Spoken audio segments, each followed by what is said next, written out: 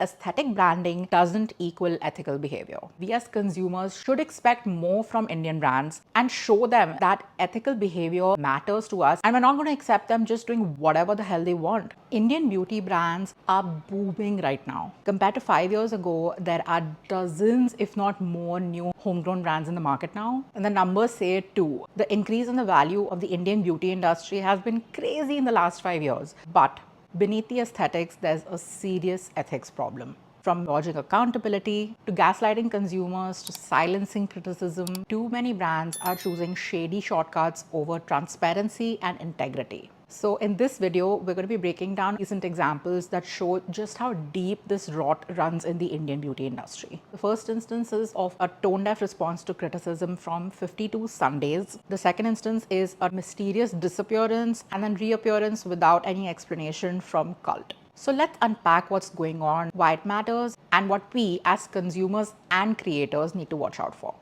If you enjoy this kind of honest, unfiltered beauty content, subscribe to my channel and thumbs this video up. Story number 1, the 52 Sundaze lip balm saga. Product in question is their SPF 30 Mango Butter Lip Balm. So the drama started when some people pointed out that the packaging of their lip balm looked extremely similar to this highlighter stick from Mango People, which is an American brand founded by an Indian origin woman. It got worse because their website listing also included one of Mango People's images. This brand made false claims on their sunscreens and even copied another brand almost exactly, including their website images. This is their all-natural mango butter lip balm with SPF, which I actually reviewed, and someone pointed out that it's the same exact concept and packaging as Mango People, which is an international brand founded by an Indian woman. I think dupes are okay, especially if a brand is making a product more affordable in a country where the original one isn't available, but they should be inspired by and not copying the original product. This by itself might have been okay, but they also used the same exact tagline, even used a Mango People swatch image from their website. Not only is this stealing from another brand, but is also misrepresenting the product because this isn't swatches of it. They had also falsely claimed that it was vegan, even though the first ingredient in it is beeswax. If all this wasn't enough, someone else reached out to me saying they have an oxybenzone-free claim on their sunscreen, even though the ingredient list has benzophenone 3, which is oxybenzone. This isn't about the ingredient, which lots of sunscreens have and is your choice to use or not. It's about serious false claims because not every consumer reads an ingredient list to verify them. And worst of all, instead of acknowledging and addressing this, they've been deleting and hiding comments about it. Using another brand's proprietary imagery, especially from a smaller woman-led brand, shows a pretty major lapse in ethical creative practices and quality control. It also chips away at trust, Borrowing aesthetics is one thing, but using actual branded assets from another brand is a whole other thing. So the next day, 52 Sundaze posted this statement on their Instagram page. Let's talk. The last 24 hours have been overwhelming. We'll say this clearly. We're not perfect. We've made some honest mistakes. But intentionally misleading people, never. That's just not who we are. The lip balm formula was developed fully in-house over months of R&D, testing, and iteration. The packaging was inspired by a different product category, Mango People's highlighter. We respect and admire Mango People for their innovation and aesthetic. They've carved a beautiful space in the clean beauty world. Yes, the form factor feels familiar, but the product, it's entirely ours. A first of its kind SPF 30 all-natural lip butter, developed from the ground up. Not copied, not borrowed, built with purpose, performance, and pride. And they've provided a picture of the Mango People lip balm versus the 52 Sundaze lip balm. And then the Mango People highlighter, their own lip balm. They've also shown the ingredient lists of both of them. About the blatant rip-off accusation. We understand that visual similarities can create assumptions, but calling it a blatant rip-off / flat-out copy overlooks the care, intention, effort, and originality that went into building this product, inside and out. It's also important to share that our packaging is open source. It's a non-patented, globally available format that can be used by multiple brands across categories worldwide. Our goal was to take that luxury experience and make it accessible at an Indian price point without compromising on quality or performance. We need to own this. An image from Mango People's lip balm website was used in one of our early internal mockups, and it ended up getting published publicly in a creative asset. There's no excuse. It was an oversight on our part. We deeply respect the creative work of other brands, and this was not a reflection of who we are or how we want to build. We're putting better internal checks in place to ensure something like this never happens again. We're truly sorry. One of our website creatives wrongly mentioned vegan, and it was corrected the same day we launched the minute it was flagged. We wish the focus had not been on cancellation. Because it's easy to tear down, much harder to build up. What hurts most is how quickly the tone turned from let's discuss to let's destroy. From customers to creators who once praised our formulas to followers who loved for what we stood for, the shift has been brutal. This could have been a moment of correction and growth. Instead, it became a pylon. We're here to listen and learn. So here's what we'll say. We're a team of 7 humans running 52 Sundays. We're not perfect. We've made some honest mistakes, but we've never intentionally tried to deceive, copy, or mislead.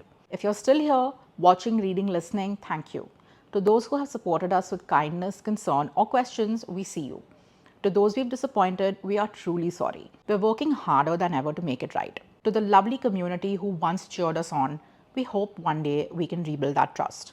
Love, 52 Sundays. Interestingly, their statement did not touch upon the fact that they had claimed their sunscreen to be free from oxybenzone when it wasn't. Now, yes, it was removed from the website, but so was the vegan claim, but that was addressed and this wasn't for some reason. So here are my thoughts on this statement and why I have chosen to include this incident in this video. 52 Sundays clarified in this slide that their packaging was open source and can be used across the world by any brand. I think that's a perfectly satisfactory explanation for this. So the packaging thing, completely fine. Let's put that away. I don't think that they plagiarized in that sense. They also took accountability for the fact that they accidentally uploaded one of Mango People's images on their website and for accidentally labeling a product as vegan when it contains beeswax. These are embarrassing errors, but the fact that they acknowledged them and apologized for them is a good step towards accountability and rebuilding your credibility. Here's my issue. For the first 12 slides or so, I was actually really impressed with how they were handling the issue. They addressed it pretty quickly after being called out, and they apologized for their mistakes, which is more than most Indian brands do when called out.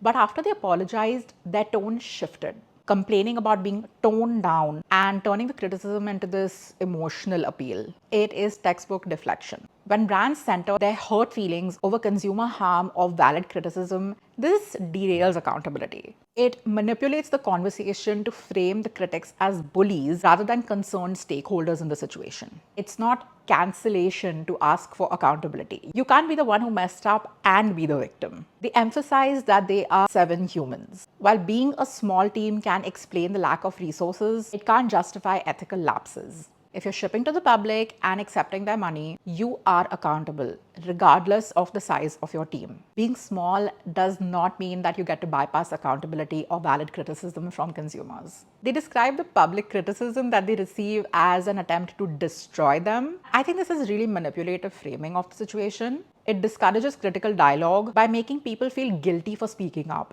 It reinforces a toxic culture of silence.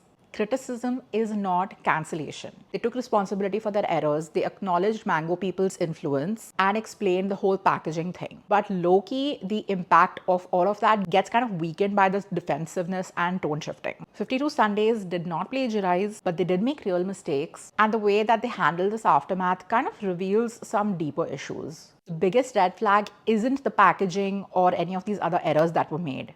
It's the inability to hold accountability without turning it into an emotional plea. This is not about feelings, this is about facts and what you owe to your consumers. And Indian brands really need to stop turning things into an emotional thing. It's like talking to an Indian parent where they kind of might acknowledge that they've done something wrong, but they will turn it into an emotional blackmail by saying, so I guess I'm just the worst, I guess I'm just the bad one.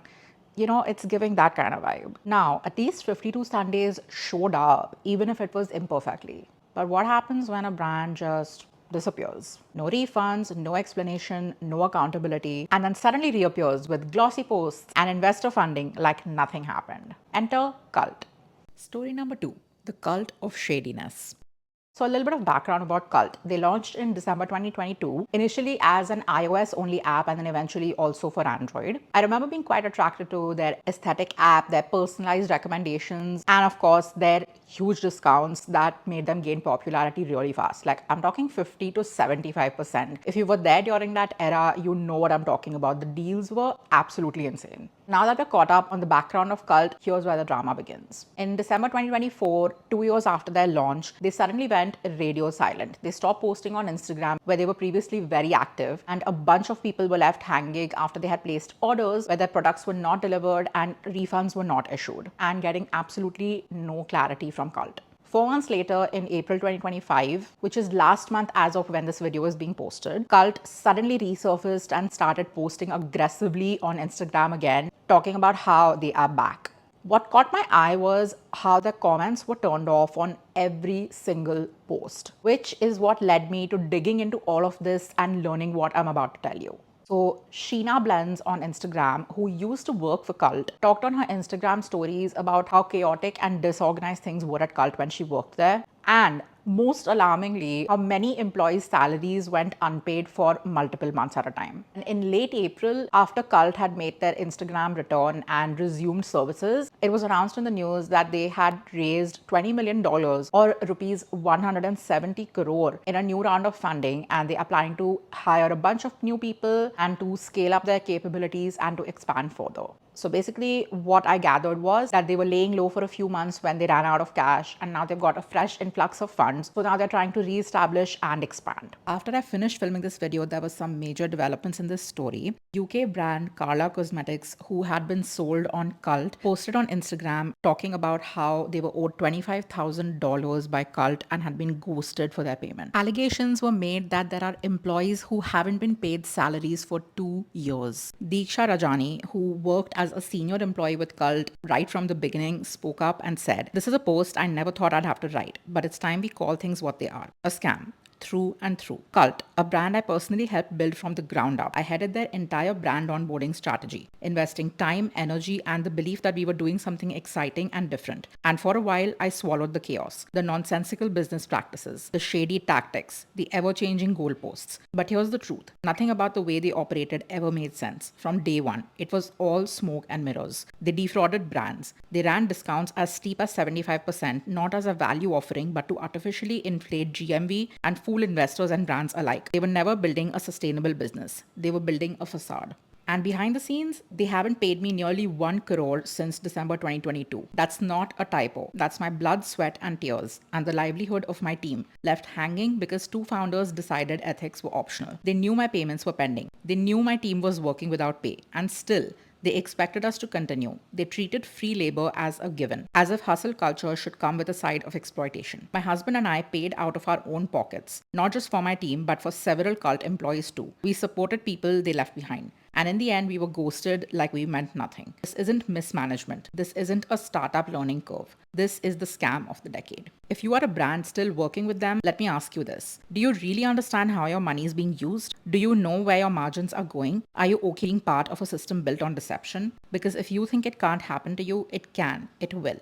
It's time to ask the hard questions. It's time to demand transparency. And it's high time this whole house of cards came crashing down. No more silence, no more shielding bad behavior in the name of hustle. This is me standing up, loud and clear.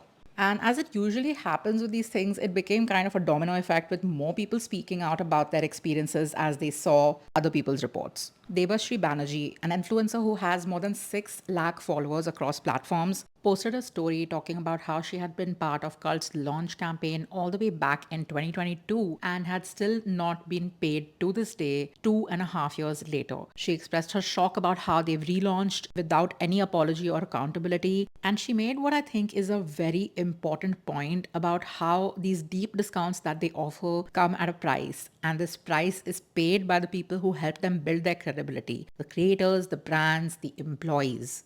While researching this whole thing, I also found proof that Cult is currently being sued by WeWork under Section 9 of the Insolvency and Bankruptcy Code, which is basically when a company does not pay its debt. My best guess would be that they didn't pay their rent on their office space, and this case is for that. There are a bunch of red flags. Let's go through them one by one. Their unfulfilled orders with refunds is one of the most glaring issues in this whole thing. Accepting payments from customers and then not fulfilling the orders or refunding the money is a serious breach of consumer trust. It borders on fraud and it violates basic e-commerce ethics. The second red flag was their complete lack of communication. Going radio silent during their hiatus, especially when customers have pending orders, demonstrates a lack of accountability. Not updating people about delays, financial issues, or any kind of refund process creates confusion and frustration. The third red flag, turning off all their Instagram comments when they made a comeback. They knew that if they left their comments on, people would leave comments about all of this. Disabling Instagram comments while promoting a relaunch strongly suggests an attempt to suppress criticism and avoid accountability. A truly ethical brand would acknowledge its mistakes and engage transparently with its community, not silence it. The fourth red flag is employee exploitation. This is a severe labor violation. It's unethical and potentially illegal to be withholding people's pay, especially while in public they are maintaining an image of success and growth. The fifth red flag is their use of deep discounts to scale unsustainably. So, launching with their aggressive, unsustainable discounts of 50 to 75% created an illusion of profitability and rapid growth. This possibly contributed to their eventual financial crash. So, customers and their employees were unwittingly caught up in an unsustainable growth strategy. Then, of course, is their sudden relaunch with no acknowledgement of their past failures. Relaunching without addressing their prior issues, which affect their employees and consumers, is ethically pretty questionable. A brand with integrity would offer clarity, public apologies, and most importantly, compensation where it's due. Cult situation reflects a pattern of ethical lapses, from consumer mistreatment to financial opacity to employee exploitation and corporate irresponsibility. If they are serious about making a comeback, then there needs to be more transparency, accountability, and reparative actions.